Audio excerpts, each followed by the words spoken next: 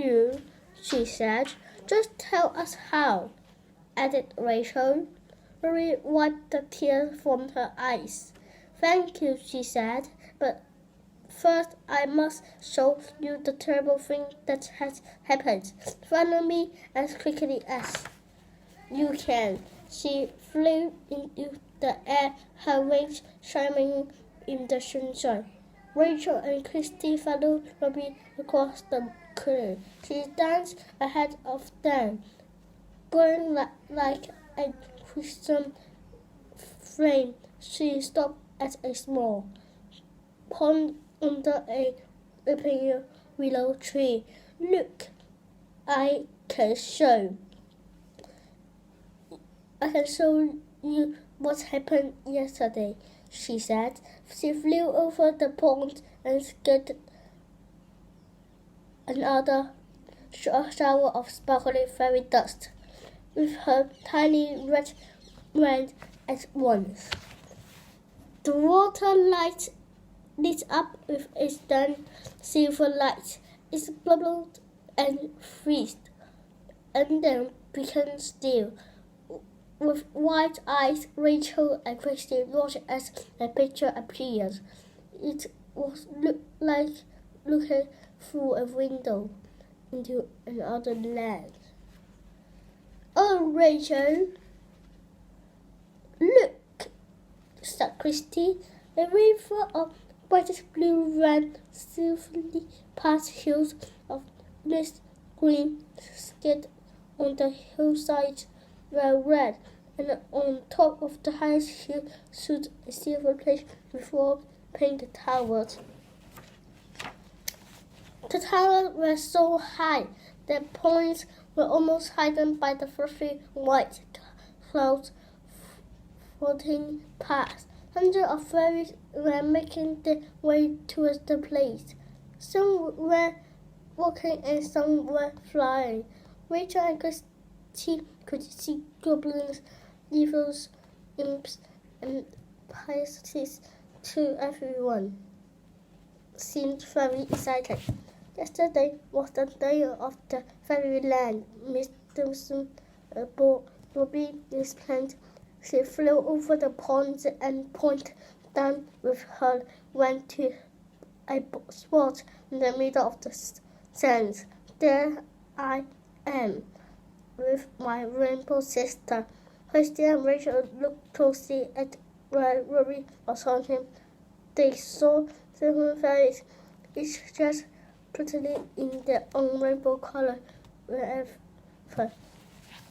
they flew. They left a trail of fairy dust behind them.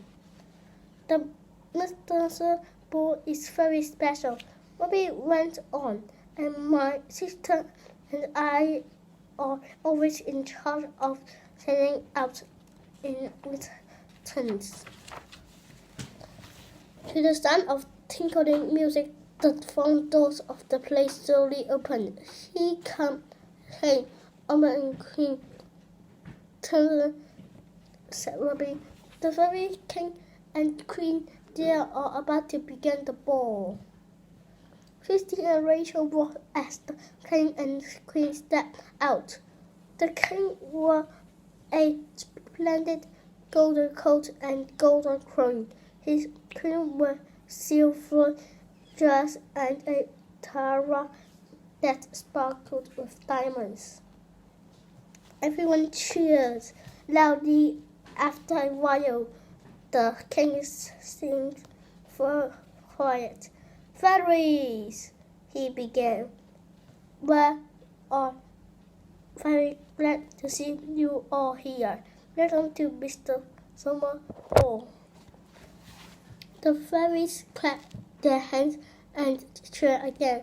A band of green frogs in smart purple outfits started to play, and the dancing began. Suddenly, a grey mist seemed to fill the room. Christy and Rachel rushed in, alarmed as all the fairies started to shiver, and a loud, cheery voice started out. Stop the music! The band feels silent. Everyone looked scared. A tall, brawny figure was pushing his way through the crowd. He was dressed all in white, and there was frost on his white hair and bird icicles hung from his clothes. But his face was red and angry. "Who's that?" Rachel asked with a silver. Ice had begun to form around the edge of the pond. "It's Jack Frost," said Ruby, and she shivered too. Jack Frost glanced at the 7 rainbow fairies. "Why wasn't I invited to the midsummer ball?" he asked coldly. The rainbow fairies gasped in horror. Ruby looked up from the pond picture. She smiled sadly at Rachel and Christy. "Yes, we forgot to invite Jack Frost," she said. The fairy queen stepped forward. "You are very welcome, Jack Frost," she said. "Please stay and enjoy the ball." But Jack Frost looked even more angry. "Too late," he hissed. "You forgot to invite me." He turned and put a thin, icy finger at the rainbow fairies.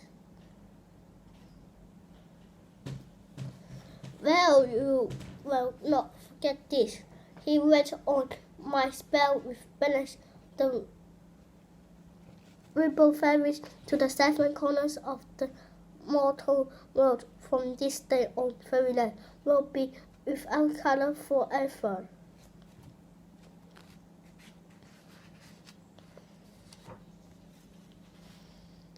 The end.